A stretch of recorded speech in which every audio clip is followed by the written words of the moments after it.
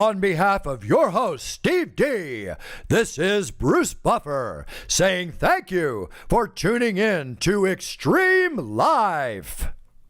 And now, this is the moment Xtreme Lyfe fans around the world have been waiting for. It's time!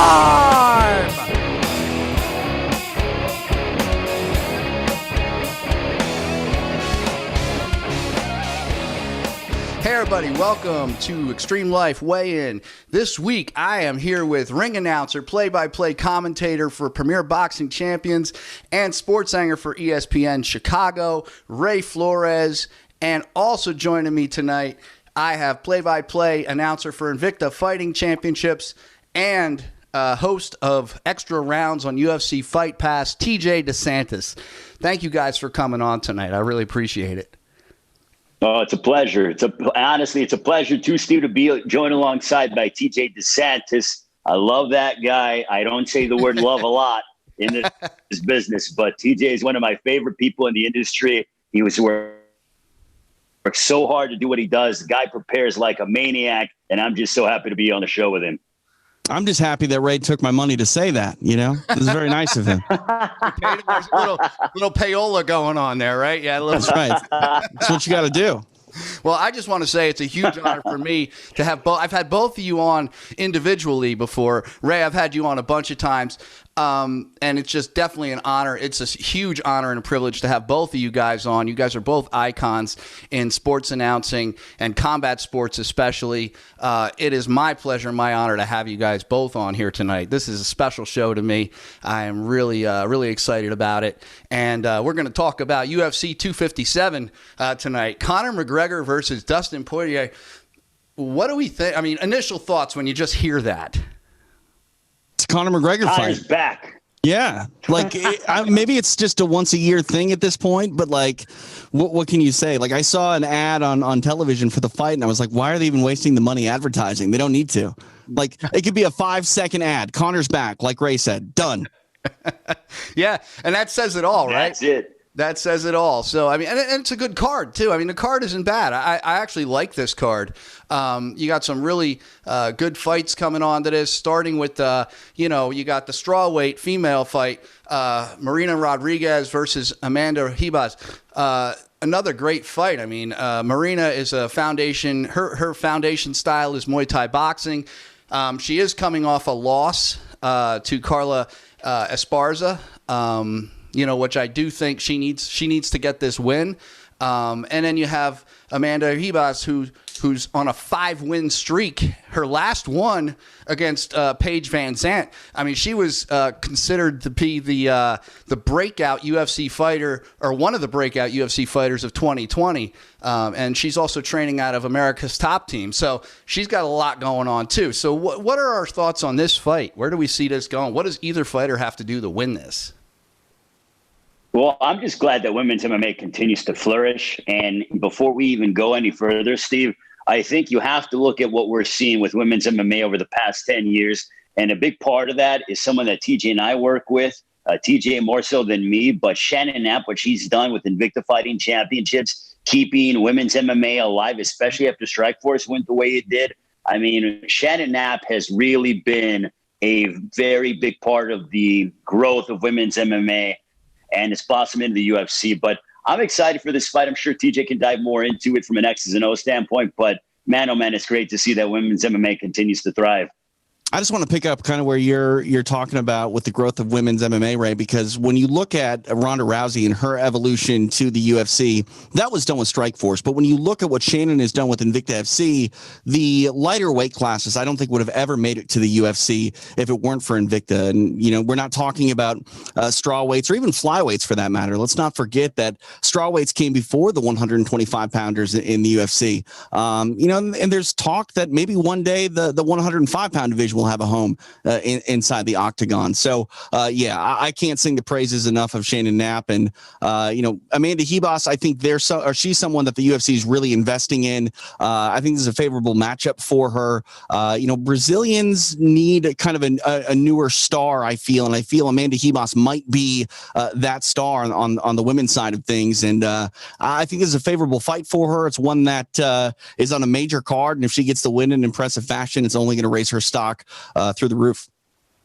Absolutely. I agree 100%. I think, this is a great fight for her. I think this could be a telltale for 2021 to come for her.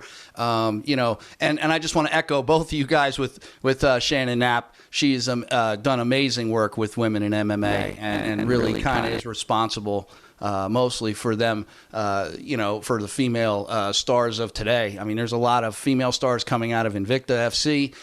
It's a phenomenal fight promotion, and just want to go on record saying that as well. So huge shout out to Shannon Knapp tonight. Anything else to add on that, Ray? I mean, honestly, TJ said all that needed to be said, but I mean, guys, I hate to be this way, but it's the absolute truth when it comes to this card. This card is awesome, by the way. But, I mean, you can go back to the days of Bob Arum, and Bob Arum would say about pay-per-views being kind of a one-fight thing back in the day. With Conor McGregor, all you need is one guy. And this show sells itself. Like one guy, Conor's back, ready to rock and roll. I mean, he had the grand entrance in, out there in Abu Dhabi and stuff. I mean, the guy is just that. This card's going to do over 1 million buys by a long shot. Oh, easy. I know a ton of people who already this has been a fight that people have been anticipating and want to see. And we'll definitely, I definitely want to look deep into that fight too. But like I said, this is a great card. There's a lot of good fights on this card either way, and it does sell itself. So you have Matt Frivola versus Atman Azatar. I like this fight a lot, and I'm going to tell you why I like this fight a lot. Atman has not gone the distance. He's never gone the distance. He's got a 13-0 record. He finishes fights. He knocks people out. I mean, he's a bad guy. And then Matt Frivola, I mean, also, is an incredible fighter. Unfortunately, he's had an up and down little bit career recently, but he's on a 2-win streak right now. His last 3 fights though have been canceled, which. I wonder what does that do to the psychology of a fighter? Getting prepped for a bunch of fights and then all of a sudden they're getting canceled. This is a pretty big fight, on a major card. Where do you think we're at on this fight? I mean, looking at this fight, just giving it that first look, either of you guys, where do you think we are on this one?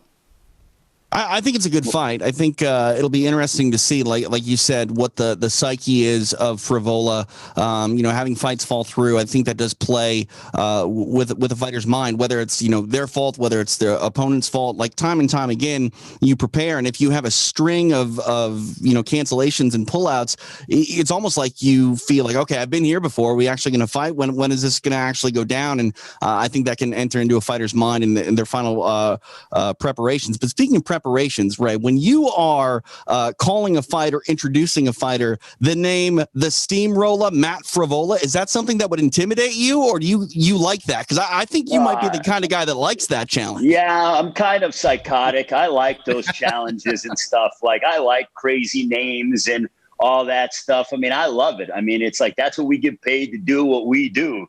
So, I mean, I had a crazy name for, because I'm calling Big Ten Wrestling now, a crazy name with Northwestern a couple nights ago and stuff like that. I welcome the challenge. The harder the name, the more the challenge I rise up to it. So that's my mentality.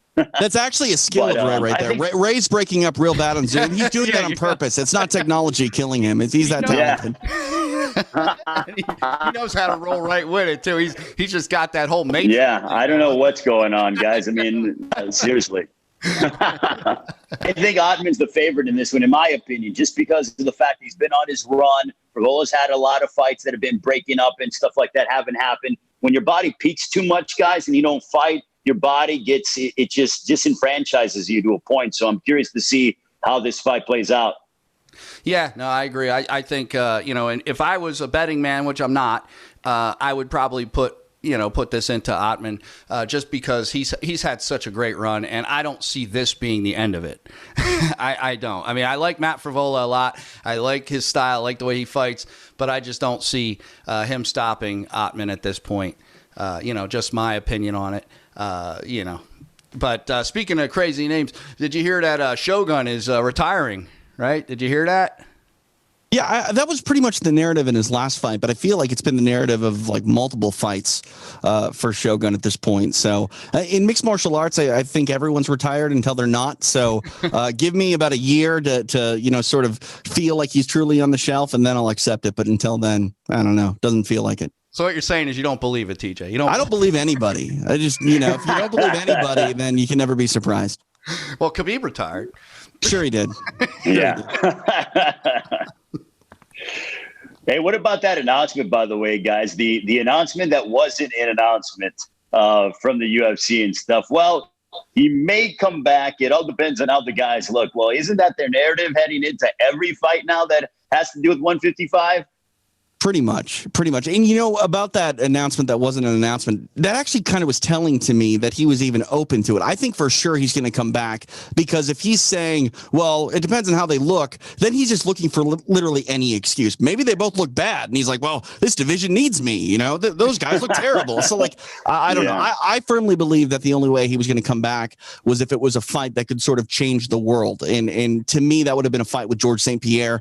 If he's really considering coming back for either Connor or Dustin, or heck, maybe even Chandler or Hooker, depending on how the fight looks in the co-main, I think we'll see Khabib definitely back, if not before the end of 2021, early 2022.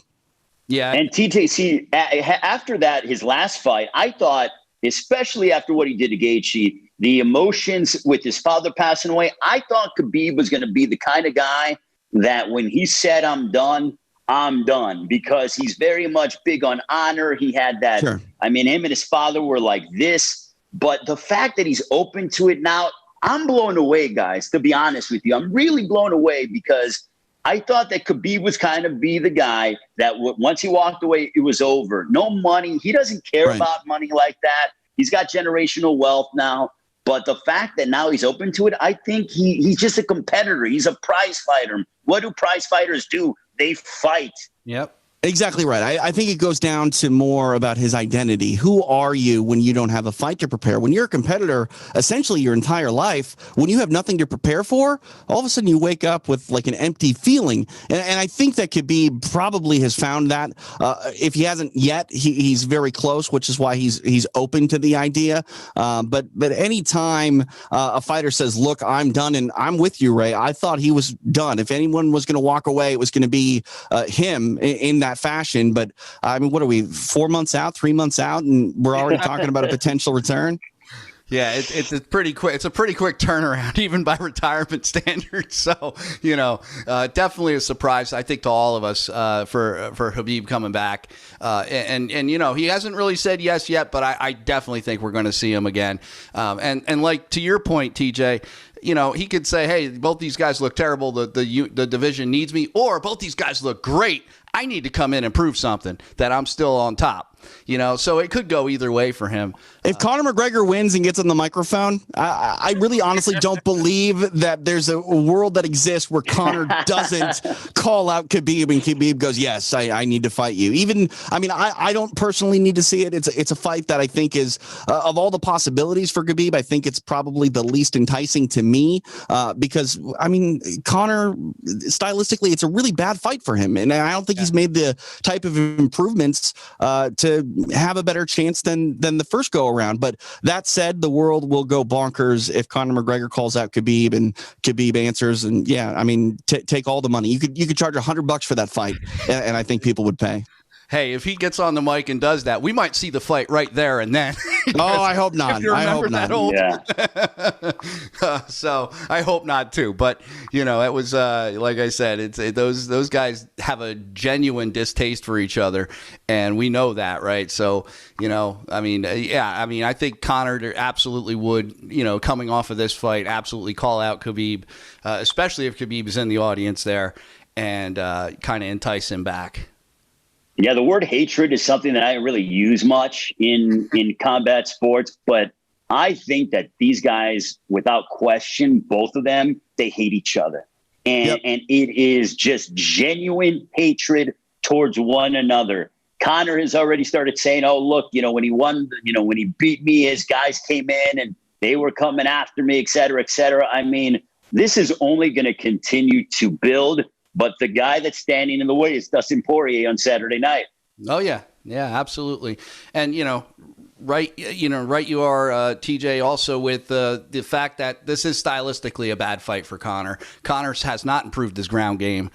He's still, he needs to stay on his feet. He does have probably one of the best takedown defenses in the game. However, if you get him off, I mean, I don't know. That's my. Well, even if he's improved his ground game, you can't improve your ground game that much to compete with Khabib where you couldn't before. Khabib is a different level. Conor may all of a sudden be a black belt in Brazilian Jiu-Jitsu, but there are plenty of black belts that Khabib's going to just, shine on, really, honestly, on the floor. And I don't know. I think that Conor could do some things and maybe make the fight a little bit more compelling, but over the course of 25 minutes, I just don't see a path to victory for Conor. Yeah, no, I agree. So let's get back to the card because we kind of got off on a tangent, which is great. I love that about doing this. But so Jessica I versus Joanne Calderwood. What do we think of that fight? I think it's going to be an excellent fight. I think they're going to go to war against each other. I mean, they both stylistically, I think it makes for a very fun, compelling matchup. I mean, look, that Jessica I volume with her. Yep. And Calderwood's always up to the challenge. So I think this is going to be a really fun fight as we dive in more into the main card. It's a pick 'em fight too. I'm looking at the odds right now. They have Calderwood as a slight favorite, anywhere from -115 up to -120. Styles make fights. I think that this is an interesting style matchup in the sense that whoever really gets their fight going is probably going to win this fight. In the sense that if you dictate the pace and if Calderwood is able to keep her range and use her striking, I think that she's really going to have a showcase type of performance. If Jessica I is able to sort of make this fight gritty and get it in the clinch, she may have the ability to run away with this one. I'm curious because, fans are being back into the building, allowed back into the building. We've been, absent of fan noise for quite a while. Yeah. And I feel like this might be one of those fights where the fan favorite in the building might actually be aided by that noise in a decision, because the judges are going to hear everything. And this might be one of those fights where the fighter that gets the bigger reaction from the crowd ends up leaving kind of a statement with the judges. And that's one thing that I don't think a lot of people have really talked about during this COVID period without fans, that sometimes fans really do influence the judge's decision. And this might be one of those fights where whoever the fans are kind of pulling for in the octagon is going to be the one with her hand raised at the end of the night. Yeah, no, and it also adds energy to the fighters too, right? So if you're the fan favorite and everybody's really cheering for you to take the fight, I mean, I've seen people pull it out just based on the energy of the crowd at that time. You got to remember, I mean, how bad does Jessica I need this win right now? She's coming off of 2 losses, right? One to Cynthia Calvillo and Amanda Lowen. She's got to win a fight. I think at this point she needs this victory. Yeah, I mean, she needs the victory. She's not going to get cut, though. If she loses, she won't get cut. I mean, she's a commodity. But yeah, no, you're right. She definitely does need the win. Well, I think she needs it even just for herself to get back in the game. That's true. Mentally, for sure. Yeah, psychologically, I think she needs that. Ray, you were going to say something? No, I was just saying that, look, I needs it, and the fact that losing 3 in a row is rather tough. I mean, it kind of leads you more to like, all right, now you're on that edge, like, all right, could you be cut? Could you not? I think like TJ, she stays around, but yeah, she definitely needs it if she wants to go ahead and compete at the upper echelon of the division. Absolutely. And, so let's go into the co-main event, Dan Hooker versus Michael Chandler. Dan Hooker is a foundation kickboxer, Brazilian jiu-jitsu guy. I mean, he's got a lot of, he can go anywhere pretty much. he can go on the ground, he can stand up. And then you got Michael Chandler, who's a wrestler, who's probably almost definitely going to want to take this to the ground. He's on a 2-win streak right now. He was doing when he first hit the scene, Michael Chandler, when he first hit the scene, he was on a 12-win streak, beating Eddie Alvarez till he ran into Eddie Alvarez for the second time, and then Eddie beat him. But and then since then he's been kind of up and down. So what do we think on this fight? Where do we see this going? What does either fighter need to do to pull this out?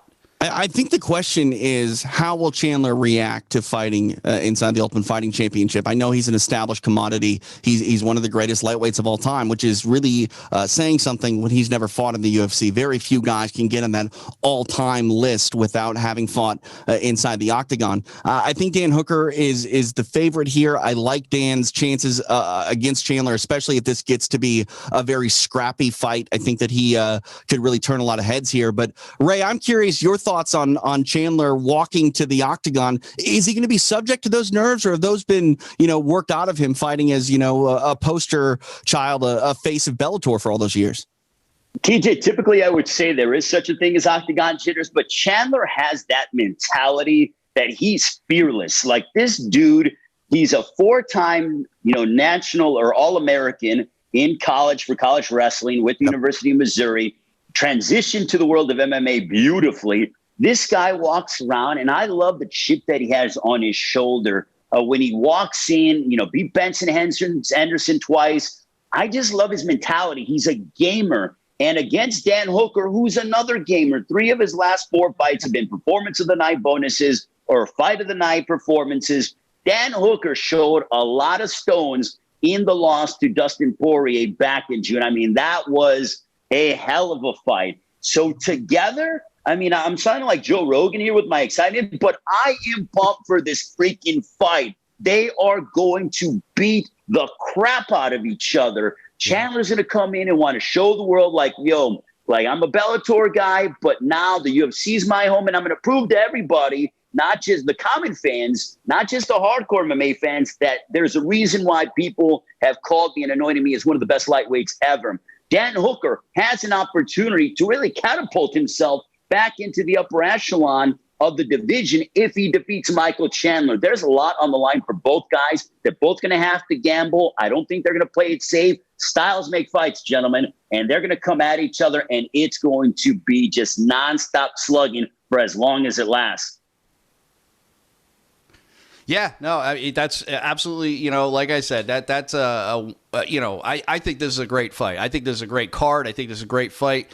Real quick on this co-main, I actually wish that this would have been like the main event of Wednesday's card, because I think 25 minutes are in order for both of these guys. If this goes 15 minutes and it's just starting to heat up, then we're going to kind of be deprived of 2 fantastic rounds that could maybe settle the score. But the winner of this fight is really going to set themselves up quite nicely in this 155-pound division. Yeah. No, it's a great fight. It's definitely, and I agree. I think I would love to see this go on for 25 minutes. I would love to see it, because these guys, as you said, Ray, they're going to come in. They're going to come in hard. I think Michael Chandler has, something to prove in the octagon. I think he has something to come in, and he needs to make a statement. He wants to come in and make a statement. And Dan Hooker, obviously a great fighter. He won against Paul Felder in 2020. Just a great fighter and an all-around fighter, well-rounded fighter. So I think we're going to see a lot of good action in this fight. I'm really excited about it. And we'll see how we'll definitely see how it turns out on Saturday night. and Steve, just to go ahead and to piggyback off of, I think, how quality this fight is, TJ, do you think that Chandler has in his mind, because the UFC fans, you're seeing this division when it comes to combat sports fans. You have your hardcore MMA fans, but then you have your UFC fans. Do you think Chandler feels the fact that, look, now's my opportunity to really get into the mainstream and let myself be known to these UFC fans, not just these MMA fans? Do you think he's kind of that mindset this week?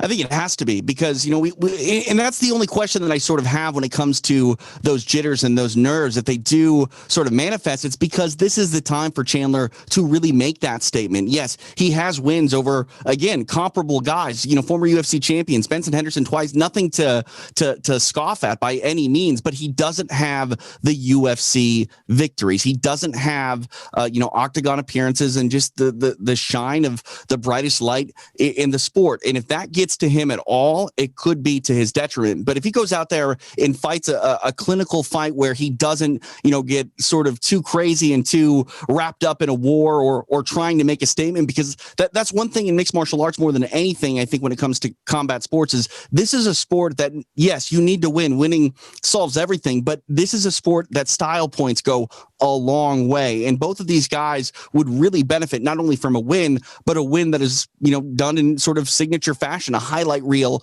could catapult them among or above a lot of really talented guys that are in that title picture. I mean, 155 is the best division, I think, in mixed martial arts. And, there are guys that didn't want to fight Michael Chandler for a reason. If Chandler gets the win over Dan Hooker in, impressive fashion, he may catapult all those guys, not even having to fight for a UFC title. But with that said, he can't get too careless or reckless because Dan Hooker will make him pay. And speaking of highlight reels, Conor McGregor, right? The main event of the evening. I don't know. You're not a buffer. You're not a buffer. You're not a Flores. Leave it to the pros, Steve. I don't got it. All not yet. Work on it. But we got Conor McGregor versus Dustin Poirier. The last fight, you remember 146 of the first round, Conor kind of took it and didn't even kind of take it. He did. He just went in and he hurt Dustin with a shot and then just kind of capitalized on that. Where do you guys think of this? You guys are the real experts here, and I want to defer to you. Where do we see this going? I mean, what does Dustin have to do to get that victory over Conor? I mean, I don't see this fight going to the ground at all, to be honest with you. I see this being a complete stand-up fight the whole time. Both of these guys are great strikers. If it goes to the ground, Dustin Poirier is going to get his hand raised. I promise you. If it goes to the floor, that's going to be the case. But, kind of with what you said, the backdrop of this being the rematch, I think you can throw that first fight completely out the window. Happened so long ago that neither man is really the same person. I'm surprised that Poirier is as big of an underdog as he is. I'm looking at it plus 255. You can get Poirier. That's a strong statement, I think, by the betting public, which, if you're a sharp, I think there might be money to be had here on Dustin Poirier. There's money on the other side of that because I think emotion is playing into that. Sure, 100%. Connor's back, and I think a lot of people just love to see Conor fight because of that highlight reel type performance he puts out there and his attitude. Yeah. I think that may affect the betting odds in this fight. I really believe, though, this is one of those fights where it's Conor early or Dustin late. And the longer this fight goes, I feel we're going to probably see Poirier take over. But if Conor sort of sets the tone and really doesn't let Dustin get any of his offense out there, then it might be a short night for him. But I'm not going to say go bet on Dustin Poirier, but I do believe that he's a much more complete fighter. It's been a year since we saw Conor fight. I think ring rust is a thing unless you're named Dominic Cruz. But beyond that, I don't know. I'm leaning towards the diamond here, but if Conor McGregor does it again, you can't be surprised because that's what he does. He just wins always, it seems.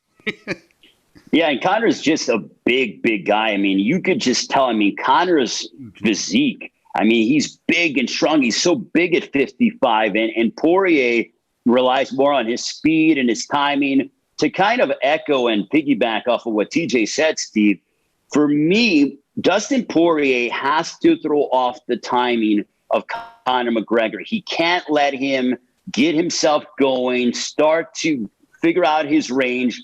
Dustin Poirier's got to disrupt the timing and the rhythm. He's got to make Conor McGregor uncomfortable because Conor's got that long reach. Obviously, we know about that devastating straight left that he has. He can't let Conor get set. So Dustin has got to be of the mindset of, I need to make this 25 minutes of hell for Conor McGregor from the time we start till the time it ends, but he can't get careless, and it has to be calculated aggression. For Conor McGregor, use your jab and then keep Dustin at the end of your shots. Be ready to sprawl when he tries to go in and take him down, and then keep the fight upright, because if the fight remains upright, it's going to be a long night for Dustin Poirier. And listen, Poirier has grown leaps and bounds. I mean, this guy has really evolved, and to see the kind of, the fact that he beat Holloway, the fact that he was in that fight against Khabib, even though he came up short against Khabib, everyone has,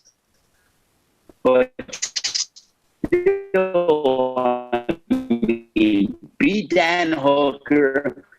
I mean, Dustin Poirier is and he's been around for a long time. And, TJ knows this. I've been around for the OGs of MMA since the WEC days. But I think that he has a tall task ahead of him in Conor McGregor on Saturday. Yeah, and I think Dustin needs to close the distance, get in there. Don't let and as TJ and both of you guys have said so eloquently, both of these guys have their fight plan. And as Mike Tyson says, everybody has a plan until they get punched in the face. So we'll see what happens once this thing kicks off. And if Dustin could throw off his timing and keep him close, I think he needs to close that distance and get in there in order to take away that range that Conor has, because Conor starts throwing those feet. He starts keeping that jab going. I mean, if you remember in the first fight, he opened up with a hook kick. That's what he does. He comes in and he throws the other guy off, and he makes him kind of wobble in the beginning, and it kind of sets the tone for the entire fight. And then people get scared to, I think, come in sometimes on Conor. But I think he needs to do that. I think he needs to fight that kind of reaction to stay away a little bit, and he needs to come in and close that distance, get him in a clinch if he can, and just try to pommel him as best he can, throw him off his game. Where are you guys on what is next for Conor, win or lose? Because, we're at a unique time here where it's the beginning of the year, similar to where we were a year ago. I thought we were going to see Conor fight more than just one time in 2020, and maybe the pandemic had something to do with that. But Dana White has talked about, Conor, fighting this early in the year. Maybe we see him back again before the end of the year. Maybe we even see him 3 times this year. Maybe that depends on the result. But Ray, do you think it's far-fetched to say that Conor could fight 3 times in 2021? I don't think it's far-fetched at all, TJ, but I think the question is it going to be 3 times in the octagon, or is it going to be 2 fights in the octagon and 1 in the boxing ring? Because everything that I'm hearing is that where there's smoke, there's fire, guys. And the name that's being dangled out there, as we all know, is Manny Pacquiao. I can totally see a situation where we see Manny Pacquiao, Conor McGregor in the summertime or sometime in 2021. They're both managed by Audiatar. Al Heyman works with, Manny Pacquiao on the PBC brand. But it's been talked about so much, and with Sean Gibbons, who's with Manny Pacquiao Promotions, has been mentioning it a little bit. So it's being talked about too much, and we kind of saw this with the whole Floyd deal in Conor. I mean, Conor McGregor, Manny Pacquiao draws crazy numbers. So I think we see 2 fights in the octagon and 1 in the boxing ring, to be honest with you, TJ. Yeah, I like it. Yeah, I like that too. That actually, and that's another 9 figures for Conor. So 9. Another 9 figures. I think that's what, I don't know what he got for Mayweather, but I think it was up there in the 9s, right? Yeah, over 100 million, Steve. Yeah. So that's crazy money, crazy money. So quick question for you guys: dream fight. What would you like to see in 2021? What would be a great fight that we haven't even kind of considered at this point? That you think would be a great. I have tons, but I want to hear what you guys have to think. What would be a good UFC or anywhere? I mean, it doesn't have to be UFC. It could be any MMA. I'll stick with MMA, and I'll stick with Conor McGregor. I'd like to see the rubber match with Nate Diaz. Yeah. Okay, that'd be a good one. Yeah. What do you think, Ray? What would you like to see? Oh, did we lose you?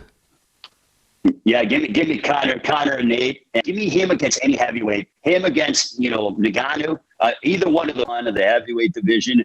Because man, oh man, he's been talking about it for years and years and years, and now it sounds like he's going that way. Give me John Jones in the heavyweight division Bones at heavyweight, sign me up, gentlemen. Yeah, I'd like to see that too. Him and Stipe. Oh, jeez. Let's see a Stipe fight there.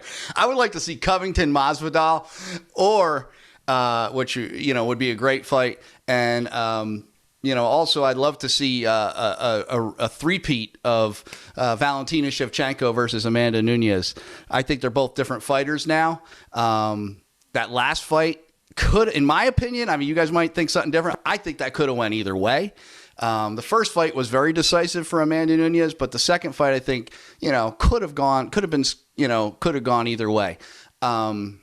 So I'd love to see a third fight there. Plus, Amanda's pretty much cleaned out her division. There's nothing left for her, so I would like to see that. Call me crazy, but I wouldn't be opposed to seeing Roy Jones Jr. versus Anderson Silva in a special rules boxing match. Oh, there you go. Yeah, let's make that happen. I'm good with that. I mean, I definitely want to see, Anderson Silva box at some point, and hopefully he does do that against Roy Jones. I mean, what do they have to lose? Right. Yeah, I think it would be interesting. I think a lot of people would be into it. I know Dana White is kind of poo-pooed that idea, but I don't know. If we're going to have these sort of celebrity type, super fight matches from, the old veterans, a la Jones and Tyson, it makes sense to have sort of that super fight between, at one time, the greatest middleweight of all time, maybe still the greatest middleweight of all time, against one of the greatest boxers of all time. I'd pay for it. Absolutely. Yeah, let's call up Keith Veltri. Let's call up Keith Veltri that works with Roy Jones, and let's try to make that happen and stuff. So, hopefully he can make it happen. If anyone's going to make miracles happen, it's Keith Veltri, that's for sure. And I know the perfect ring announcer and play-by-play guy to do that event. Yeah, exactly. Yeah, I love it. Too. Yeah. So, what about Logan Paul versus Mayweather? My prediction, by the way, is Logan Paul will sign with the UFC before the year is over. I really believe that. I don't think he'll fight in the UFC before the year is over. Yeah. But I mean, he's a state qualifier in Ohio for wrestling. He's been complimentary towards the UFC. His brother Jake, not so much. But I think Logan will probably get that CM Punk treatment eventually and fight in the UFC. He's going to fight MMA. I really believe that. And the only place it's going to happen, the only place I can really afford him to do it is the UFC. And I think we'll see that probably before the end of next year. That'll be interesting. I mean, I don't think he's got a whole hell of a chance against Mayweather in the upcoming fight. But what is it, though? It's not a boxing match. It can't be a boxing match. They're not going to sanction that to be a full professional boxing match. If it is, then, I mean, I hope Floyd will dispatch him quicker than he, dispatched Conor, because he definitely would be able to. But I firmly believe that the real future of fighting for Logan is mixed martial arts. Yeah, I'm in TJ's corner on that. I absolutely think that is the case. And, look, it's okay for Logan Paul not to be in boxing. Focus on MMA and stuff like that, especially with the background that he has. So I think it would serve him well. Be a smarter move. I mean, I don't know if he's going to be a world beater in MMA, but he has skills to actually try to make an honest goodness run at mixed martial arts. He doesn't have to be a top 10 guy, but, there's enough cards in the UFC that he can have an honest to goodness, tough fight, someone that's comparably skilled and comparably trained, and, they can put it on pay-per-view, and I don't think it'll take away an opportunity from anybody, and I don't think anybody's going to get crazy and say Logan Paul should be fighting for a UFC title anytime soon, but I'm all for it. First. Yeah, you got to prove yourself first on that. That's always been my issue with some of these YouTube guys coming into the world. It's like, come out and prove yourself, and then earn your way up. But the problem is, though, is people say, oh, maybe he should earn his way to the UFC. He can make a ton of money, but no one can really pay him a ton of money unless he does it with the UFC. I was having a conversation with Pearl Gonzalez about this on our show on Fight Pass called Extra Rounds, where she said, look, put him on the Contender Series. And it's like, no, you can't. You're going to have to pay him probably 7 figures to fight MMA no matter what. If you put him on the Contender Series, you're going to blow his MMA debut. So people aren't going to watch that or not inclined to put down the money if he does make it to the UFC and has his pro debut or doesn't have his pro debut on pay-per-view. Yeah, you're going to ruin it. Yeah. Right. You got to strike while the iron is hot, and combat sports is a crazy sport. If you think too far ahead, all of a sudden your plans will blow up in your face. So, Logan Paul making his UFC debut in his pro debut, it's not the most ideal, but there are special individuals that get special circumstances and treatment, and Logan Paul's one of them. Well, he's about the money. We know that. He's about the money, and it'll be a draw. and people will watch it, even if he gets starched or if he comes out and he does well. See, I don't think. I mean, if you match him up comparably with someone that has the same sort of experience or lack thereof, I guess I don't think he'll. I mean, he could get starched, but I think that. I mean, again, like Ohio's a really tough place to be a good wrestler. I mean, you know that, Ray. You're working on that scene. Like Logan's a guy that if he was able to hang there, that's enough of a base to be a competent mixed martial artist as it is. So I think he would do okay.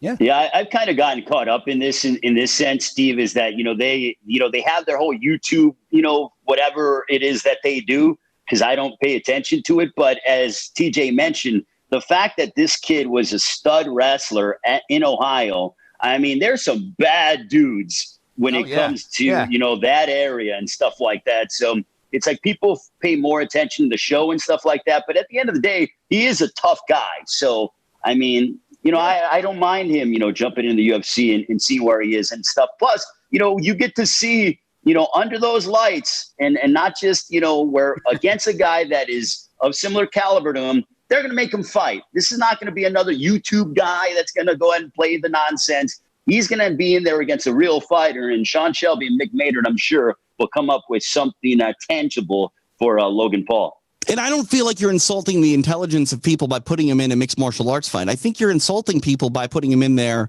with Floyd Mayweather, because that's something that shouldn't happen. You shouldn't just be able to get to box one of the greatest, if not the greatest boxers of all time. Because record.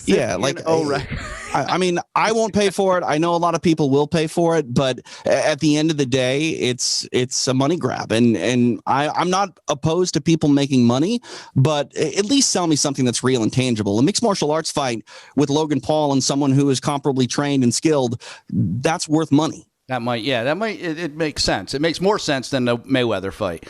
Sure. I said to somebody the other day, I said, wouldn't it be really screwed up if he gets a lucky punch and beats Mayweather? No, I mean, and he that's not happening. 15-1 record to Logan Paul.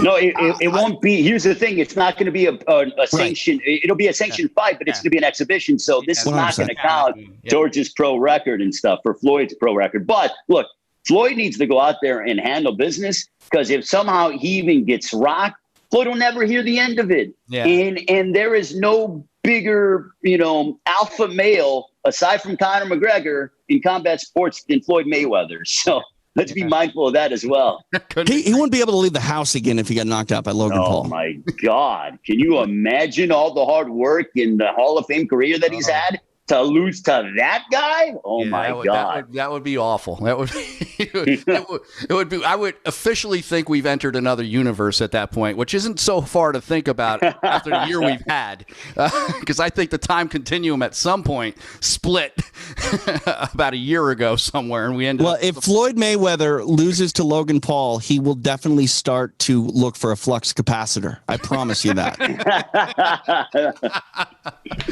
All right. Listen, thank you both for coming on. Anything you guys, TJ, anything you want to plug? I know you got extra rounds out there, which is great. I'm loving that show. Couldn't say enough about it. And Ray, with the PBC boxing, I'm always watching that. I'm always checking you out on that. And you got some new stuff too coming, hanging that you're doing, right? What else you got to plug today? Well, I'll let TJ go first, and then I will pick it up after my Invicta FC broadcast colleague. So you mentioned Invicta. I do fights for Invicta, calling their fights a bunch of other shows as well on Fight Pass. Icon Fighting Federation. I've done some Roy Jones Jr. boxing. You can check all that out on Fight Pass. You can also check out my show called Extra Rounds. It's we do generally 1 or 2 episodes a week, one midweek before the fights, and then definitely immediately following the fights. It's myself, Pearl Gonzalez, Dean Thomas, Ray Longo, a bunch of other people. We interview some of the fighters that have things coming up or have just fought recently. You can check that out live after the fights on the UFC Fight Pass Facebook page, or archived anytime on Fight Pass proper. Awesome. Yeah, on my end, Steve and TJ, I got, we got Showtime Championship Boxing on Saturday, so I'll be calling the International for that on Saturday. So it goes on an hour before the pay-per-view, so get your 2 TVs, watch both the pay-per-view and Showtime Championship Boxing. Angelo Leo, Stephen Fulton a match at 122. Both guys are undefeated. And then obviously the following week after that, PBC on Fox, Caleb Plant, who's in talks to potentially fight Canelo Alvarez at some June 31st. Big Tech will be involved. And then Super Sunday before the big game at, I believe it's, 1 Eastern, noon Central Time. I got the Michigan Wolverines against Penn State. So that's going to be a heck of a matchup. Both teams are ranked in the top 10 of the country. So very excited about that. So doing, boxing, a little bit of MMA and also Big Ten wrestling now. So it's great to have combat sports thriving. Branching out, man. Branching out. What a pro Ray Flores is. He said the big game because he can't say the SB word. You see, he's a pro. Exactly. Can't pay that license fee. He didn't even go NFL championship. He just went the big game, and that is a pro. That's right. Well, I mean, here's the thing. You guys are both true professionals. That's why I love talking to both of you. Awesome. And I love the reference to my 2 TVs, Ray. That's right, man. I'm telling you. You know how to do it, Steve. I sit out on my – it's a little too cold right now because I'm in New Jersey and it's freezing here right now. I know you're in Chicago, right, Ray? Absolutely. You're probably in the same weather, and TJ's in the nice weather out there in LA. It's 66 degrees here in Southern California. It might as well be 22 below zero, okay? Freezing. It's 20 outside right now, so where I am. So it's cold as hell. So my patio's been packed up, my 2 TVs. I got them inside right now, so I will be checking it out. Thank you both for coming on. You guys are both awesome. We got to do this again down the road, and definitely keep doing what you guys do, man. Thanks again for coming on. I appreciate it. Always a pleasure, Steve. Thanks, Ray. Nice seeing you. Appreciate it, Steve. Always a pleasure, guys. Have a good one. TJ, keep killing it, my man. Steve, you too. All right, brothers. Later, guys. Yep.